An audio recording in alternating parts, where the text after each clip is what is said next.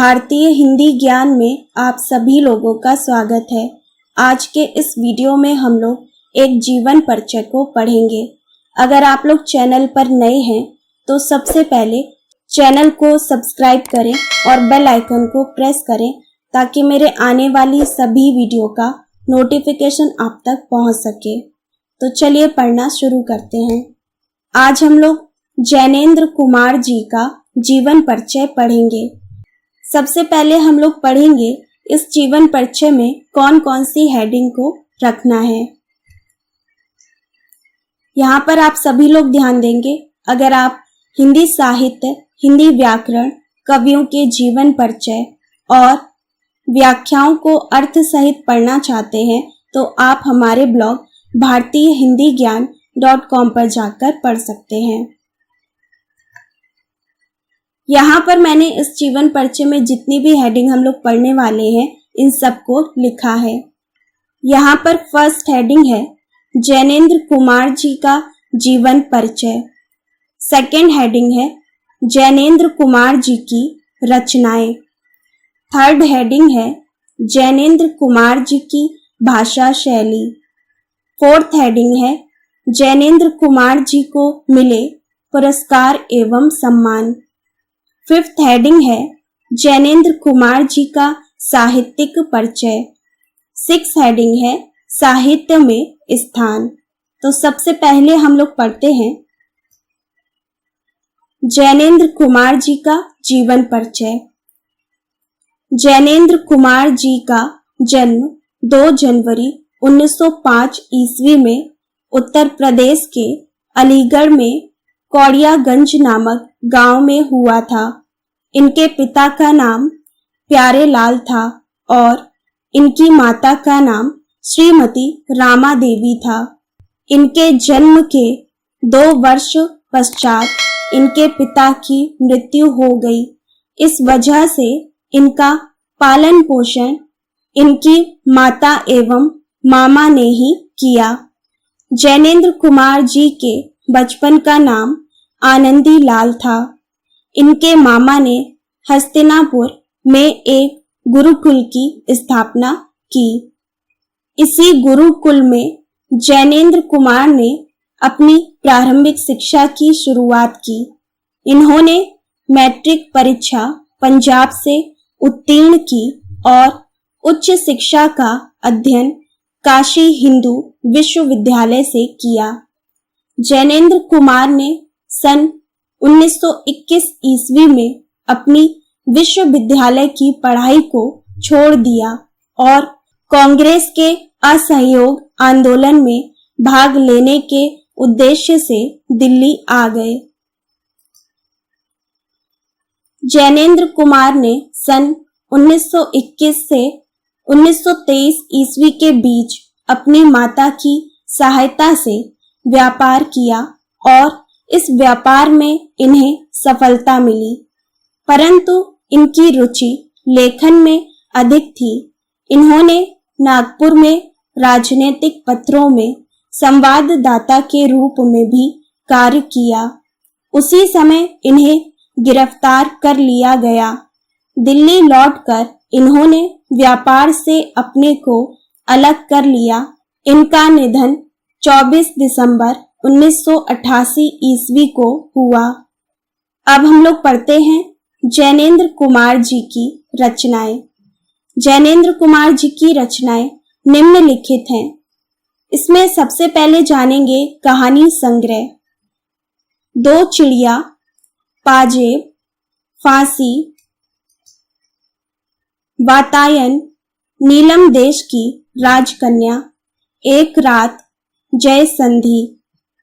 इन्होंने जो उपन्यास लिखे हैं इनके नाम इस प्रकार हैं जयवर्धन, मुक्तिबोध, कल्याणी, विवर्त, सुखदा, परख, सुनीता, त्यागपत्र, व्यतीत। जैनेंद्र कुमार जी ने जो निबंध संग्रह लिखे हैं इनके नाम इस प्रकार हैं प्रस्तुत प्रश्न, जड़ की बात, पूर्वोदय, साहित्य का श्रेय और प्रेय, मंथन, इन्होंने कुछ अनुदित ग्रंथ भी लिखे हैं। इनके नाम इस प्रकार हैं: मंदालिनी, पाप और प्रकाश, प्रेम में भगवान। जैनेन्द्र कुमार जी की भाषा शैली। जैनेन्द्र कुमार जी की भाषा अत्यंत सरल एवं सुबोध थी। इन्होंने अपनी भाषा में फारसी, उर्दू, अंग्रेजी तत्सम एवं तद्भव शब्दों का प्रयोग भी किया है और अपने विचारों को व्यक्त करने के लिए विचारात्मक, भावनात्मक आदि शैलियों का प्रयोग किया है। जैनेन्द्र जी ने काव्य में लक्षणा, व्यंजना, शब्द शक्तियों का प्रयोग किया है। इन्होंने अपनी भाषा में मुहावरों और कहावतों का सजीव प्रयोग किया है। अब हम लोग पढ़ते हैं जैनेन्द्र कुमार जी को मिले पुरस्कार एवं सम्मान। जैनेन्द्र कुमार जी ने कई पुरस्कार एवं सम्मान प्राप्त किए हैं, जो कि इस प्रकार हैं। फर्स्ट है हिंदुस्तानी अकादमी पुरस्कार 1929 ईस्वी में परख उपन्यास के लिए दिया गया। सेकंड है भारत सरकार शिक्षा मंत्रालय पुरस्कार 1952 ईस्वी में प्रेम में भगवान अनुवाद के लिए दिया गया। थर्ड है साहित्य अकादमी पुरस्कार मुक्तिबोध पर 1966 ईस्वी में दिया गया। फोर्थ है मंगला प्रसाद पारितोषिक समय और हम पर 1970 ईस्वी में दिया गया। फिफ्थ है पद्म भूषण सम्मान 1971 ईस्वी में दिया गया। सिक्स है साहित्य अकादमी फेलोशिप, ये 1974 ईस्वी में दिया गया। सेवेंथ है उत्तर प्रदेश सरकार का भारत भारती पुरस्कार, ये 1984 ईस्वी में दिया गया। अब हम लोग पढ़ते हैं जैनेन्द्र कुमार जी का साहित्यिक परिचय। हिंदी में प्रेमचंद्र के बाद सबसे महत्वपूर्ण कथाकार के रूप में प्रतिष्ठित जैनेन्द्र कुमार जी का स्थान बहुत महत्वपूर्ण रहा है। यह निबंधकार और विचारक भी थे। इनके निबंध विचारात्मक हैं। अपनी रचनाओं में अनेक विषयों को स्थान दिया है। इनके विचारों और मनोवैज्ञानिक विश्लेषण में मौलिकता के दर्शन होते हैं।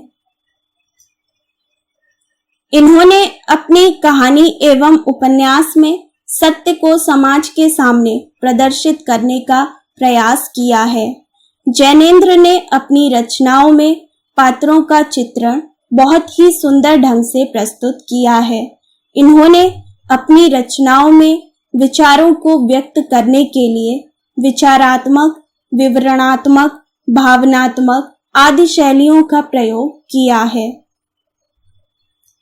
अब हम लोग पढ़ते हैं साहित्य में स्थान।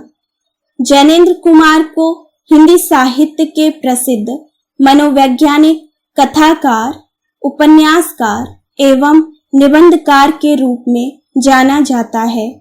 जैनेन्द्र कुमार मनोविश्लेषणात्मक लेखन में हिंदी साहित्य में अपना विशिष्ट स्थान रखते हैं। जैनेन्द्र कुमार जी के उपन्यास मनोवैज्ञानिक एवं कहानियां चिंतन परक हैं। इन्होंने अपने उपन्यास और कहानियों के माध्यम से हिंदी में एक सशक्त मनोवैज्ञानिक कथा धारा का प्रवर्तन किया है। जैनेन्द्र कुमार जी की रचना परख और सुनीता के बाद सन 1937 ईस्वी में प्रकाशित त्यागपत्र ने इन्हें मनोवैज्ञानिक उपन्यासकार के रूप में प्रतिष्ठा दिलाई है। तो आज हम लोगों ने जैनेन्द्र कुमार जी का जीवन परिचय पढ़ा है। अगर आप लोग किसी और कवि के भी जीवन परिचय को पढ़ना चाहते हैं तो कमेंट बॉक्स में जरूर बताइएगा, मैं उन कवि के बारे में जरूर पढ़ाऊंगी। उम्मीद है ये वीडियो आप लोगों को पसंद आया होगा।